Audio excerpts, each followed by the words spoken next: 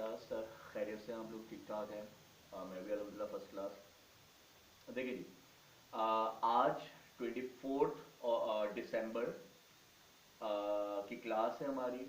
और कल का लेक्चर ऑफ कोर्स आपने शायद देखा हो ना देखा हो। 23 दिसंबर का कल हमने स्टार्ट किया था lesson the day the dam broke. सही है ना?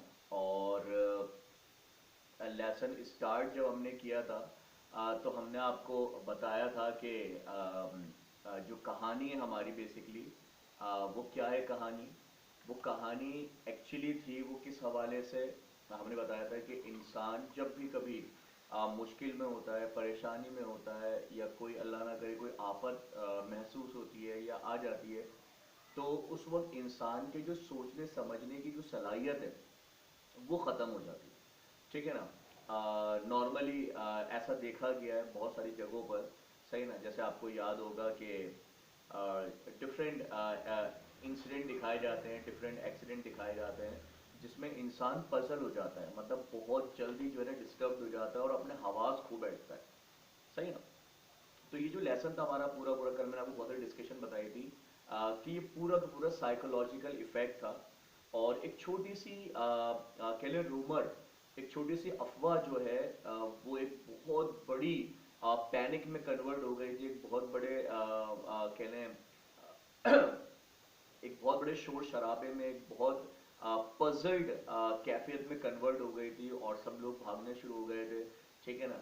और किसी भी इंसान ने जिसमें पढ़े लिखे लोग भी थे, ऑफिसर्स लोग भी थे, ठीक है ना, बहुत डिफरेंट तरह के लोग थे, काबिल लोग थे। सही ना? क्योंकि जाहिर सी बात है अमेरिका की आवाम थी, कोलंबस सिटी के लोग थे, बड़े एडवांस लोग थे, बड़े पढ़े लिखे लोग थे, लेकिन उसके बावजूद एक छोटी सी गलत फहमी पर, चलो ठीक है गलत फहमी थी या कुछ भी था, कोई मसला था, कोई इशू था, फिर भी इंसान जो है एटलीस्ट अपने हवास को तो इस्तेमाल करता है। चलो अगर भाग ही रहे थे तो अपनी गाड़ियों में भागते, सही है ना, लेकिन किसी के पास इतना टाइम भी नहीं था कि रुक कर गाड़ी स्टार्ट कर लेते उसमें भागते।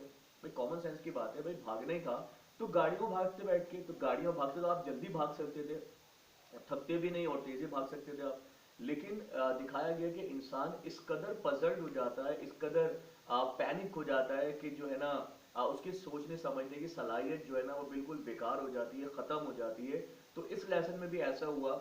और डिफरेंट लोगों के डिफरेंट इवेंट्स हमने कल आपको बताए थे कि है ना कि लोग सेकंड और थर्ड फ्लोर पर रहने वाले भी जो है वो ज़मीन पे आगे भागना शुरू हो गए थे कि उनमें इतनी अकल नहीं थी कि चलो अगर डैम टूटा भी है या डैम टूट भी रहा है या पानी आ भी रहा है, तो पहली बात यह है कि पानी इतना तो नहीं आएगा ना कि आपके चौथे फ्लोर तक पहुंच जाएगा।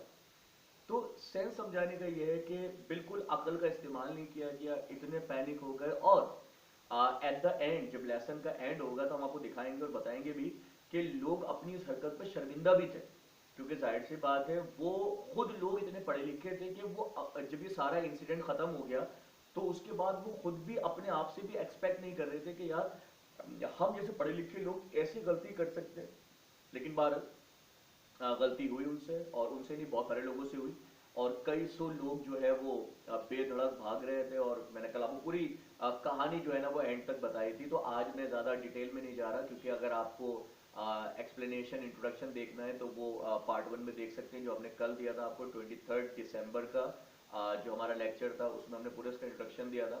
तो आज हम आपको बाकायदा तौर पर रीडिंग विद एक्सप्लेनेशन पार्ट 2 पे लेके चल रहे हैं। कल भी मैंने थोड़ी सी आपसे इंट्रोडक्शन बताया था, मैंने थोड़ी रीडिंग स्टार्ट की थी मैंने, कि ये जो रूमर थी, ये जो अफवाह थी, ये जो गलत फहमी थी, ये स्टार्ट हुई कहाँ से और कैसे स्टार्ट हुई। तो ये सब बातें मैंने कल के लेक्चर में बताई थी, तो आज हम बिल्कुल वहीं से रीडिंग को स्टार्ट करते हैं। ठीक है ना? तो लेट्स हैव अ लुक। चलिए जी, देखें अब हम आगे मूव करते हैं अपनी फर्स्ट स्लाइड पे। बिस्मिल्लाहिर्रहमानिर्रहीम, लेसन का आगाज़ करते हैं। जो लेसन है हमारा सेकंड ईयर का है। चैप्टर का नाम the day the dam broke है, रिटन बाय जेम्स थर्बर। और कल हमने आपको बताया भी था कि जेम्स थर्बर जो इसके राइटर हैं, ये कहानी भी उनकी अपनी ज़ाती कहानी है, इनकी ज़िंदगी का लाइव एक्सपीरियंस है। और ये ख़ुद भी उस इंसिडेंट में, उस गलत फहमी में, उस रूमर में बराबर के शरीक थे, भागम भागी में ये भी थे। ठीक है ना? तो इनका अपना आंखों देखा ये सारा वाकया है जो इन्होंने अपने कलमबंद किया। ठीक है जी, नेक्स्ट देखते हैं। चैप्टर की आज हम दूसरी रीडिंग विद एक्सप्लेनेशन कर रहे हैं। कल हमने थोड़ी सी इंट्रोडक्शन के साथ रीडिंग की थी, थोड़ा समझाने की कोशिश की थी। आज हम प्रॉपर तरीके से रीडिंग और एक्सप्लेनेशन करेंगे। तो नेक्स्ट देखते हैं। ये देखें, तस्वीर हमने आपको दिखाई थी। इस कहानी को समझने के लिए सिर्फ अगर आप ये तस्वीर देख लें गौर से, तो आपको पूरी कहानी समझ में आ जाएगी कि बस इस कहानी का नाम जो है, अगर शायद हम रखते तो the day the dam broke के बजाय हम लिखते क्या, भागो भागो। यानी कि सिर्फ भागम भाग नाम होना चाहिए था इस लेसन का। खैर बहरहाल आगे बढ़ते हैं, नेक्स्ट देखते हैं। देखिए जी, पैरा जो है 1 है लेसन का, सही है ना। और इस पैरा 1 के अंदर हम आपको बताएंगे कि रूमर क्या थी, अफवाह क्या थी, अफवाह स्टार्ट कैसे हुई, कब स्टार्ट हुई और कहाँ से स्टार्ट हुई और क्या इसका बिल्कुल सेंट्रल पॉइंट था, तो हम ये बताते हैं। कल भी वैसे हमने आपको ऑफकोर्स समझा दिया था। और जिन्होंने हमारी आज के लेक्चर को सुना है, कल के वाले को नहीं सुना, तो पहले वो कल वाला लेक्चर सुने, ताकि कल वाला सुनेंगे लेक्चर तो आज का लेक्चर समझने में आसानी होगी। ठीक है जी। तो देखिए, कहानी का आगाज कहाँ से हुआ है, कोलंबस सिटी से, सही ना। और कोलंबस सिटी में एक लफ्ज लिखा हुआ है इन्होंने, ओयू। ओयू बेसिकली एक रिवर का नाम है, दरिया का नाम है। और ब्रोकन डैम रूमर बिगेन। और ये कह लें कि इस कोलंबस सिटी के अंदर एक खबर उड़ाई गई थी या उड़ गई थी, या कुदरती तौर पर जो है ना वो मिसअंडरस्टैंड की गई थी कि डैम जो है वो टूट गया है, सही है ना। और ये खबर का जो आगाज था वो अबाउट नून, तकरीबन दोपहर में इसका आगाज हुआ था। 12 मार्च थी, 1913 था, ऑन हाई स्ट्रीट। और ये कहानी का आगाज जो एग्जैक्टली लोकेशन थी वो कहाँ से हुआ था, हाई स्ट्रीट नामी जगह से हुआ था। और हाई स्ट्रीट बेसिकली समझ लें आप, एक मार्केट समझ लें, जहाँ पर बहुत रश था, लोग अपनी चीज़ें बेच रहे थे, कोई खरीद रहा था, कोई जो है ना, मैंने बताया था आप लोगों को लास्ट टाइम भी कि कोई बार्गेनिंग कर रहा था। मतलब हर कोई अपने अपने मसले मसाइल में उलझा हुआ था, और शोर शराबा और शोर गुल मौजूद था वहाँ पर। उसी शोर गुल के अंदर कहा जाता है the author is not sure, यानी जो कहानी लिखने वाले हमारे ऑथर साहब हैं, जो जेम्स थर्बर हैं, उन्हें भी कंफर्म नहीं पता कि ये पैनिक, ये भागा भागी, ये रूमर, ये अफवाह जो है वो स्टार्ट हुई कैसे। तो उन्होंने भी सिर्फ अपने अंदाजे लगाए। तो लिखा हुआ है the author is not sure. Author साहब बिल्कुल भी नहीं जानते थे as to how the rumour began, कि ये कहानी जो है वो स्टार्ट कैसे हुई है, ये रूमर फैलना शुरू कैसे हुई। तो लिखते हैं परहैप्स शायद it began thus suddenly somebody began to run, maybe he was late for an appointment, late for his appointment to meet his wife, for which he was very late। यानी कहा जा रहा है कि इस भागम भागी का स्टार्ट जो हुआ था वो किस तरह से हुआ था, कि जैसे मैंने कल आपको बताया था कि एक सिविल इंजीनियर थे और वो फोन पे बात कर रहे थे अपने किसी दोस्त से। तो किसी पत्नी एक्स वाई जेड किसी कहने डैम के टूटने की बात हुई थी। वो डैम ये नहीं था, यानी कोलंबस सिटी में एक दरिया था, ओयू रिवर, जिसका नाम फर्स्ट लाइन में लिखा हुआ है ओयू रिवर। उसके पास एक डैम बना हुआ था।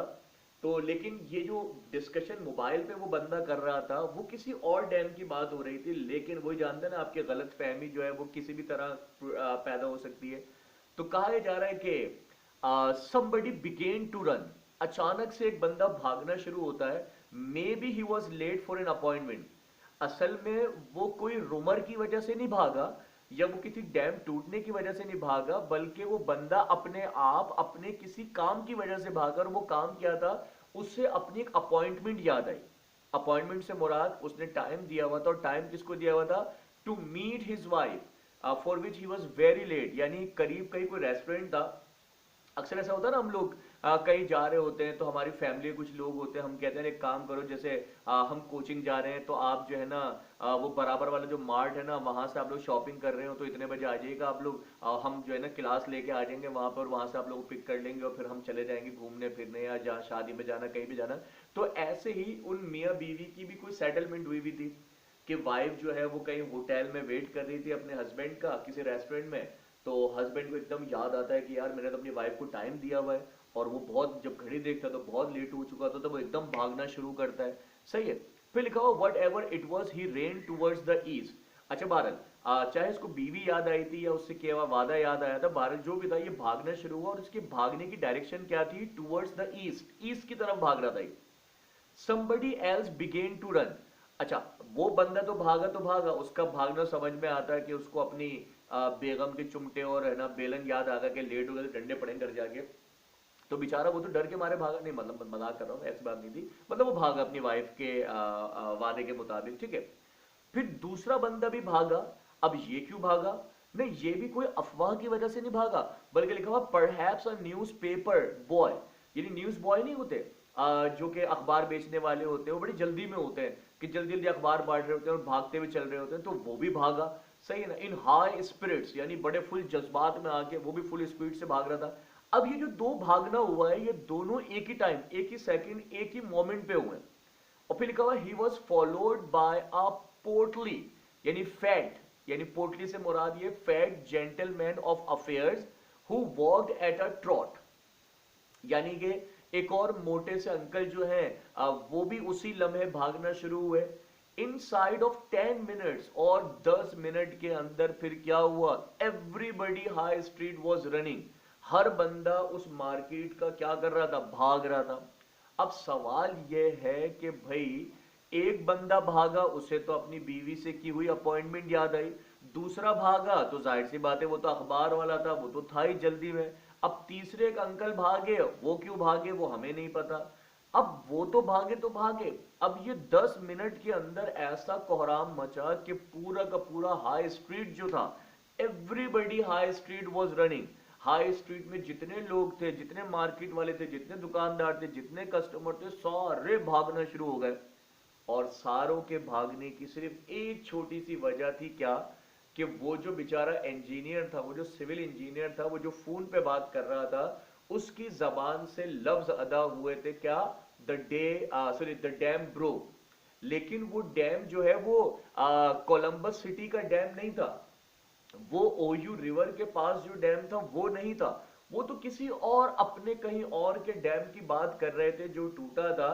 सही ना, वो कतन ये डैम नहीं था, लेकिन उस बंदे की जबान से निकले हुए वो लफ्ज डैम ब्रोक वाले, और दूसरी तरफ बिल्कुल सेम उसी टाइम, बिल्कुल सेम बिल्कुल उसी टाइम हुआ क्या कि वो बीवी से अपॉइंटमेंट वाला बंदा भी भागा।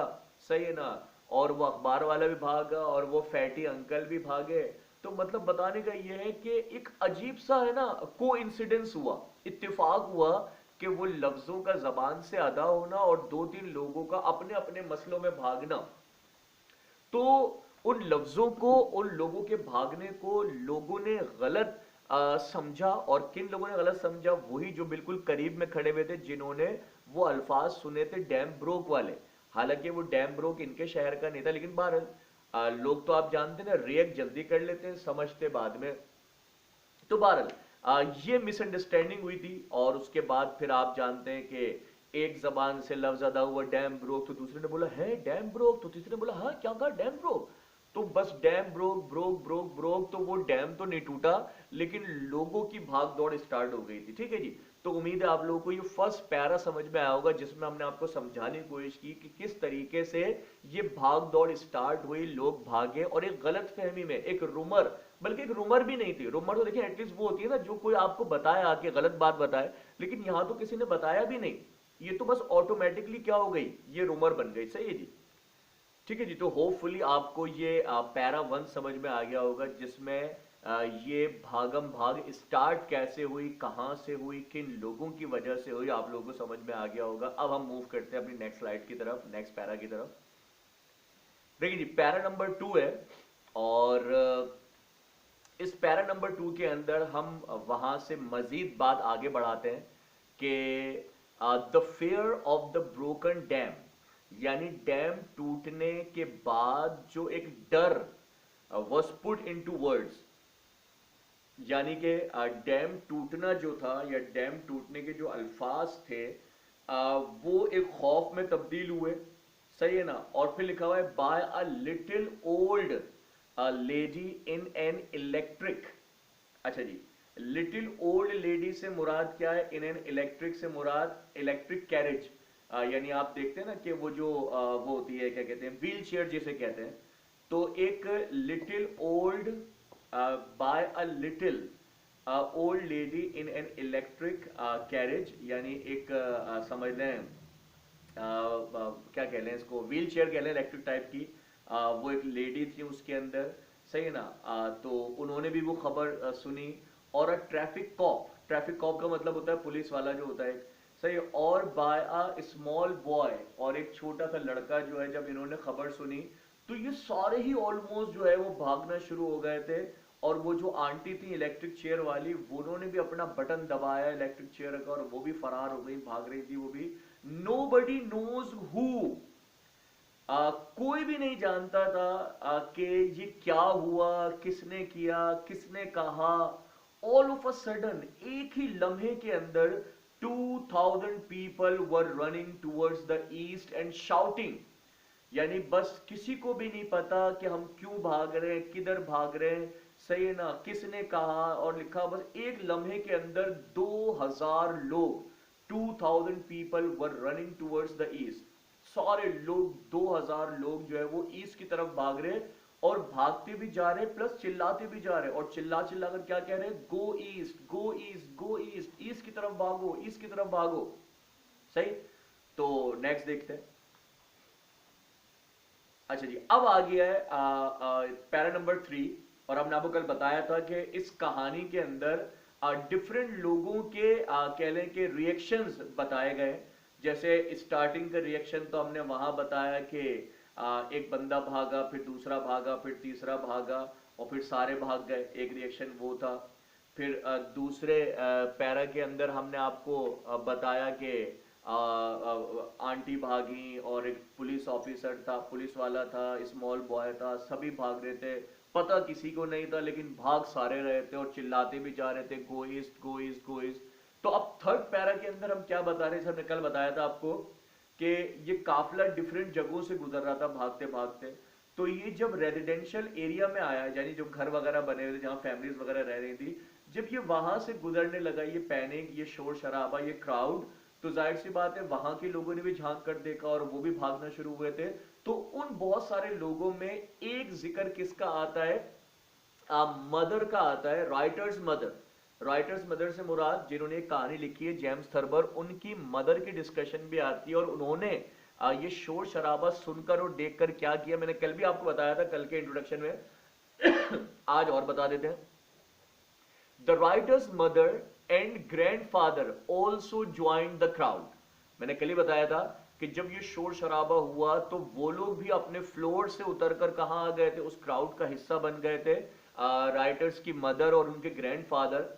The writers mother did not panic. अच्छा, बड़ी एक लॉजिकल बात क्या थी, जेम्स थर्बर की जो मदर थी, सही है ना, वो इतनी पैनिक नहीं थी। पैनिक से मुराद वो इतनी जज्बाती नहीं हुई थी, इतनी हबड़ नहीं कर रही थी, वो बड़ी नॉर्मल थी।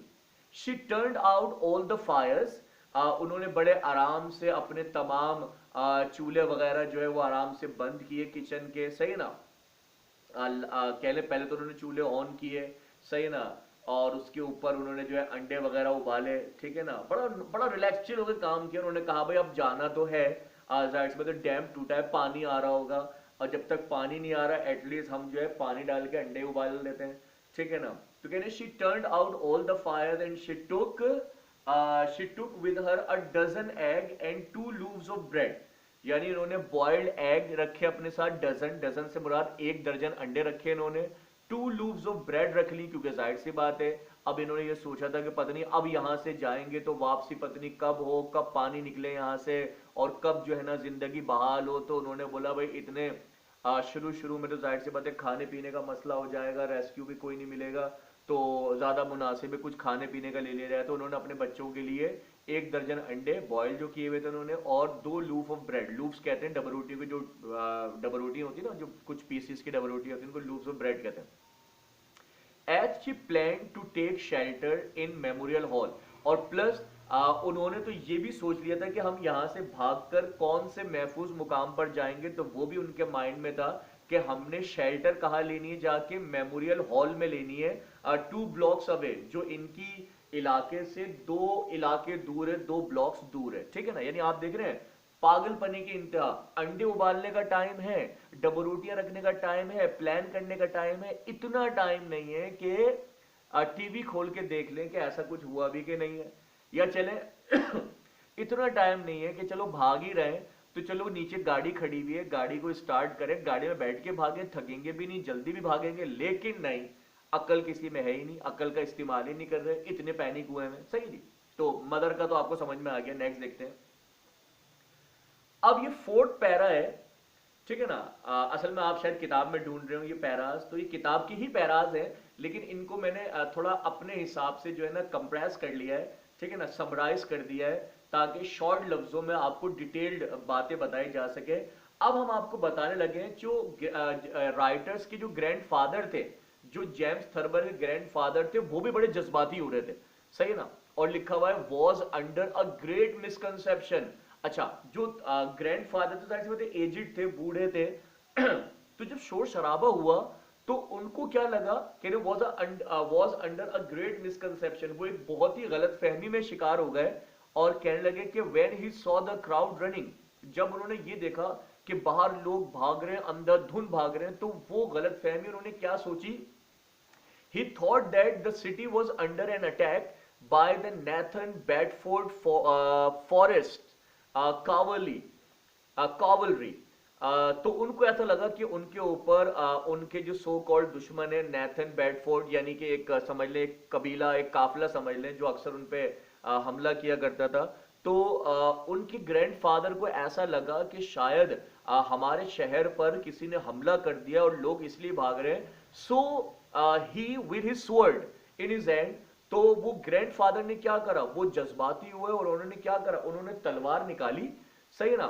और लिखा हुआ शाउटेड एट द एनिमी, और वो तलवार निकल के चिल्लाने शुरू हो गए कि दुश्मन है, हिम्मत है तो सामने आ, लेट द सन्स कम, है आ बेटा आ, आके दिखा मेरे सामने, तुझे देखता हूं मैं। यानी वो खुद अपने जज्बात में आए हुए, हालांकि फड्डा वड्डा थोड़ी हुआ है कोई, लेकिन बताने का मकसद ये है कि ग्रैंडफादर ने गलत फहमी में क्या समझा कि शायद दुश्मनों ने हमला करा, और तलवार वाला निकल के वो रेडी हो गए, और वो किसी कंट्रोल में नहीं आ रहे, और आवाज लगा रहे, कह रहे लेट द सन्स कम, आने दो इन बंदों को, इन ये किसकी औलाद है, देख लेंगे इनको हमें। अब सीन क्या है, so grandfather had to be stunned, तो अब मजबूरी क्या थी, अब वो जो ग्रैंडफादर थे वो काबू में आ ही नहीं रहे थे, तो फिर हमें क्या करना पड़ा, यानी राइटर को क्या करना पड़ा, यानी उनकी फैमिली वालों को क्या करना पड़ा, grandfather had to be stunned, यानी उनके सर पे लगाया गया एक आयरनिंग बोर्ड, सही ना, उनके रख के दिया गया टिंड के ऊपर, ठीक है, और लिखा हुआ है कि had to be stunned. Stunned का मतलब होता है उनको बेहोश करना पड़ा। सही है, अनकॉन्शियस, देखिए ब्रैकेट में लिखा हुआ भी अनकॉन्शियस करना पड़ा उनको, विद द आयरनिंग बोर्ड, यानी एक लोहे की चीज जो है उनके सर पर मारी गई, जिससे मतलब इतनी जोर से नहीं मारी कि वो मर जाए, मतलब इतनी मारी कि वो स्टन हो गए, उनको चक्कर से आ गए, और उनके सारे जज्बात जो है वो ठंडे हो गए। The writer had to carry grandfather on his back, और हमारे राइटर साहब को, यानी हमारे जो स्टीफन सॉरी अपना जेम्स थर्बर साहब हैं, इनको अपने दादा को, ग्रैंडफादर को जो है ना अपनी सहारे से जो है वो लेकर भागना पड़ा था, अपनी बैक पर, अपनी कमर पर लाद कर, सही ना, मतलब सहारा देने के सेंस में कहा गया कि उनको लेकर वो भागना शुरू हुए थे, क्योंकि जाहिर सी वो थोड़ा स्टन हो रहे थे, अब उनको इतना कहने ज्यादा होश नहीं था, थोड़े बेहोश टाइप के हो रहे थे। फिर कहा जा रहा who was over 6 feet and weighted about 170 pound। अच्छा, जो ग्रैंडफादर साहब थे माशाल्लाह साहब, वो जो है कद भी माशाल्लाह अच्छा खासा था, 6 feet था उनका कद, और वेट माशाल्लाह से लिखा हुआ 170 pound, 170 पाउंड था, यानी कमो बेस मिला लें आप, कुछ नहीं तो तकरीबन 70 केजी होगा, तकरीबन 70-75 केजी या 80 केजी तकरीबन ऐसे होगा। Because of this the writers family leg behind. अच्छा, अब चूंकि दादा को उठा के भागना था, तो दादा के चक्कर में जो पूरी फैमिली थी बेचारी, जाहिर सी मतलब छोड़ के भी नहीं जा सकते थे, तो लिखा हुआ the writers family leg behind. Leg behind से मुराद वो पीछे रह रही थी, यानी लोग तो बहुत आगे भाग रहे थे, बहुत तेजी से भाग रहे थे, लेकिन चूंकि इनको अपने दादा को भी साथ लेके भागना था, तो ये बेचारे लेग बिहाइंड, ये उस काफले से पीछे रह गए थे, भाग ये भी रहे थे, लेकिन वो स्पीड नहीं थी जो और दूसरे लोगों की थी। खैर बहरहाल, ग्रैंडफादर रीगेन्ड कॉन्शियसनेस, और थोड़ा आगे जाकर ग्रैंडफादर जो है वो दोबारा से होश में आना शुरू हो गए थे at Parsons Avenue. Parsons Avenue जगह का नाम है जहां से लोग भाग रहे थे, और जब तक ये पार्सन्स एवेन्यू तक पहुंचे थे तो वहां तक जाते जाते ये जो दादा थे इनको होश आना शुरू हो गया था। And again he challenge the rebel dogs. Rebel किसे कहते हैं? जो दुश्मन होते हैं उनको रिबेल कहा जाता है, जो फाइट कर रहे होते हैं इनके खिलाफ। तो जब जैसे ही दोबारा होश में आए इन्होंने फिर वही तलवार तो थी नहीं, खैर पता थी कि नहीं थी, लेकिन उन्होंने फिर दोबारा वही चैलेंज करा कि काय दुश्मन आओ मेरे सामने, और लिखा हुआ रिबेल डॉग्स, यानी बुरा भला कहने लगे उन दुश्मनों को। But at last when he realise that, लेकिन जब फाइनली सबको रियलाइज हुआ the dam had broken, he too joined the crowd. यानी कि जब तक अंकल जो ग्रैंडफादर थे जब तक उनको ये पता नहीं था कि डैम टूटा है, तो वो सिर्फ जज्बाती हो रहे थे और रुक रुक के बोल रहे थे कहां है दुश्मन, इधर आओ उधर आओ। लेकिन फाइनली जब उनको भी रियलाइज हुआ कि भाई डैम टूट गया है, तो लिखा हुआ है अंकल इतनी तेज भागे ही टू ज्वाइंट द क्राउड, और जो पीछे रह गए थे ये, तो ये भी भागते भागते क्या हो गए थे, उस क्राउड तक पहुंच गए थे। यानी कि टेंशन देखे इनको भी हुई और इन्होंने भी स्पीड बढ़ा दी अपनी, सही है ना। यानी जब तक दुश्मन आ रहा था तो स्पीड कम थी इनकी, जैसे डैम का पता चला टूट गया है तो इन्होंने भी अपनी स्पीड बढ़ाई और ये भी भागे, और इतना तेज भागे कि इन्होंने क्राउड को पकड़ लिया, जो क्राउड इनको पीछे छोड़ के चला गया था, सही है। तो ये वाला पैराग्राफ भी समझ में आया होगा आपके कि ग्रैंडफादर का रिएक्शन क्या था, फैमिली किस तरह से भागी और फिर किस तरह ये होश में आया और फिर ये कैसे भागे, तो ये भी होपफुली आपके समझ में आया होगा। नेक्स्ट देखते हैं, पैरा नंबर 5 है। अब ये एक और एक्सपीरियंस हम बता रहे हैं एक और साहब का, और ये साहब कौन है? ये एक मिलिट्री पर्सन है, और लिखा हुआ है another episode to a band colonel who at the time was drowsing. ठीक है जी, तो कह रहे who at the time was drowsing in a chair. यानी अब ये जो पैराग्राफ है इसमें आपको बताया जा रहा है कि किस तरह एक मिलिट्री ऑफिसर जो है, यानी एक मिलिट्री का ऑफिसर भी जो है ना वो इस भागम भाग का हिस्सा कैसे बना। तो लिखा हुआ है who at the time was drowsing in a chair, यानी कि कर्नल थे वो, लेफ्टिनेंट कर्नल थे वो, एक फौज के ऑफिसर थे, लेफ्टिनेंट कर्नल थे, और अपनी चेयर पर बैठे हुए थे वो। There was a parade at Fort Hayes, यानी फोर्ट हाइज, हाई जो है वो नाम है, और फोर्ट कहते हैं किले को, यानी एक जगह होती है, बाउंड्री वॉल होती है, उसको फोर्ट कहा जाता है, किला कहते हैं, ठीक है ना। तो कहते हैं there was a parade, parade से मुराद आर्मी वहां पे ट्रेनिंग कर रही थी, परेड चल रही थी, लाइन अपॉन लाइन सब परेड कर रहे थे। When the crowd was going pass the fort, यानी जैसे उस फोर्ट के करीब से वो शोर शराबा करता हुआ क्राउड गुजरा, भागता हुआ, शोर मचाता हुआ, द क्राउड शाउटेड, क्राउड जो था, जो लोग थे बाहर, वो चिल्ला रहे थे गो ईस्ट गो ईस्ट गो ईस्ट। तो लेफ्टिनेंट कर्नल जो थे वो भी बड़ा परेशान हुए कि यार ये लोग चिल्ला रहे हैं या मुझे ऑर्डर दे रहे हैं कि गो ईस्ट, ईस्ट की तरफ भागो। But the lieutenant colonel thought that he was ordered to go east. Lieutenant colonel को ये लगा कि शायद उन्हें ऑर्डर दिया गया है कि कहां पर भागो, गो ईस्ट, ईस्ट की तरफ भागो। तो कहा जा रहा है सो ही इन टर्न, लेफ्टिनेंट कर्नल भी क्या हुआ है, वो जल्दी से टर्न हुए, ऑर्डर्ड हिज मैन, जो उनके सोल्जर्स थे, तकरीबन 300 सोल्जर्स थे, उन्होंने उनको भी ऑर्डर क्या दिया, ordered his man to go east, कि मेरे सोल्जर्स भागो मेरे साथ ईस्ट की तरफ। And he along with 300 soldiers, और अपने 300 सोल्जर्स के साथ were running towards the east, वो भी कहां भागना शुरू हो गए थे, ईस्ट की तरफ भागना शुरू हो गए थे। अब सवाल यह है कि आर्मी ऑफिसर भी अपनी परेड को लेके जो है ना वो उस काफले में शामिल हो गया, लेकिन खैर कहते हैं a fat man stop the officer. जब ये ऑफिसर अपनी पलटून के साथ भाग रहा था, लेफ्टिनेंट कर्नल जो है अपनी 300 सोल्जर्स को लेके भाग रहे थे, तो एक मोटे से आदमी मिले रास्ते में, उन्होंने इस ऑफिसर को रोका एंड आस्क्ड, और पूछा कि sir why he was running, कि क्यों भाग रहे थे भाई आप। तो इस लेफ्टिनेंट कर्नल ने जवाब दिया ही डिड नॉट नो, कि भाई मुझे नहीं पता, व्हाई ही वाज रनिंग, कि वो क्यों भाग रहा था, उसने कहा मुझे नहीं पता। फिर उस लेफ्टिनेंट कर्नल ने क्या किया, so he asked a little child, उस ऑफिसर ने फिर एक बच्चे से पूछा कि बेटा भाग तो रहे पर क्यों भाग रहे हैं, who inform that the dam had broken. तो उस बच्चे ने इन बड़े बड़े ऑफिसर्स को और उन मोटे अंकल को बताया कि uncle dam had broken, dam टूट गया है, गो ईस्ट, आप भी ईस्ट की तरफ भागिए। तो कहा जा रहा है जैसे लेफ्टिनेंट कर्नल को समझ में आया, अच्छा डैम टूटा है, ईस्ट की तरफ भागना है, डज रोड द कॉर्नल।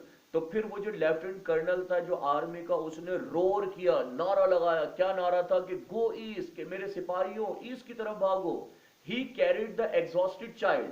अच्छा, इस ऑफिसर ने क्या करा? इसने देखा कि यार बच्चा बेचारा भाग भाग के एग्जॉस्ट हो गया है, थक गया है। तो इन्होंने क्या करा? उसको अपनी गोद में उठाया and was leading the crowd. और फिर इन्होंने जो दौड़ लगाई है विद सोल्जर्स, अपने सोल्जर्स के साथ, और क्राउड से भी आगे निकल गए। यानी इतने जज्बाती हो गए, क्राउड से भी आगे भाग रहे थे ये, क्राउड को लीड कर रहे थे ये अपने तमाम सोल्जर्स के साथ। और सोल्जर बेचारे क्या कर रहे थे? इनको फॉलो कर रहे थे।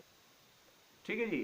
तो ये वाला पैरा भी आप लोगों को होपफुली समझ में आ गया होगा। तो आज हमने आपसे जो जो पैराज डिस्कस किए, एक तो हमने ये पैरा नंबर 5 डिस्कस किया जिसमें लेफ्टिनेंट कर्नल का हमने रिएक्शन बताया, 300 सोल्जर्स का हमने रिएक्शन बताया, उस फैट बंदे का रिएक्शन बताया। यानी किसी को भी कुछ नहीं पता था कि क्यों भाग रहे हैं, तो एक बच्चे ने इनको बताया कि भाई डैम हैड ब्रोकन, डैम टूट गया इसलिए भाग रहे हैं। तो फिर ये भी भागना शुरू हो गए थे और तेजी से।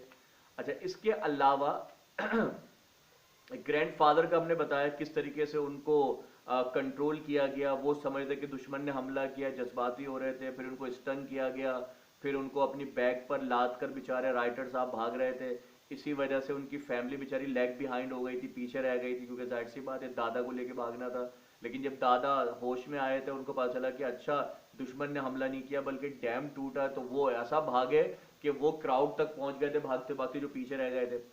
फिर इस तरीके से हमने एक और ये राइटर की मदर का डिस्कशन बताया था जो बड़ी रिलैक्स थी, ठीक है ना। और उन्होंने बच्चों के लिए अंडे डबल रोटी जो है वो सब तैयार करा, और फिर प्लानिंग करी कहाँ जाके स्टे करना है, कि मेमोरियल हॉल में रुकना है जाके, ठीक है ना। इस तरीके से फिर ये एक पैराग्राफ था कि बहुत सारे लोग थे जो भागना शुरू हुए थे स्टार्टिंग में, जिसमें पुलिस वाला भी था, एक इलेक्ट्रिक कैरिज पे बैठी हुई ओल्ड लेडी थी वो भाग रही थी, एक बच्चा भाग रहा था, और किसी को पता नहीं था क्यों भाग रहे हैं, लेकिन 2000 लोग जो है भागना शुरू हो गए थे। और ये वो फर्स्ट पैरा था जिसमें हमने आपको बताया था कहानी स्टार्ट कैसे हुई, कहानी का मामला कैसे स्टार्ट हुआ, किसकी वजह से स्टार्ट हुआ, कब स्टार्ट हुआ, कहाँ से स्टार्ट हुआ, किन गलत फहमियों से स्टार्ट हुआ। ठीक है जी। तो आज का जो है लेक्चर इतने रखते हैं, इंशाल्लाह अगले लेक्चर में इसको हम वाइंड अप करेंगे। ठीक है जी। कोई क्वेश्चन होता है तो आप पूछ सकते हैं, कोई ऐसे मसले वाली बात नहीं है, हम आपको रिप्लाई करेंगे, कमेंट्स में आप अपना क्वेश्चन लिख सकते हैं। और बस ठीक है, इंशाल्लाह अगले लेक्चर में मुलाकात करेंगे। अल्लाह हाफिज़।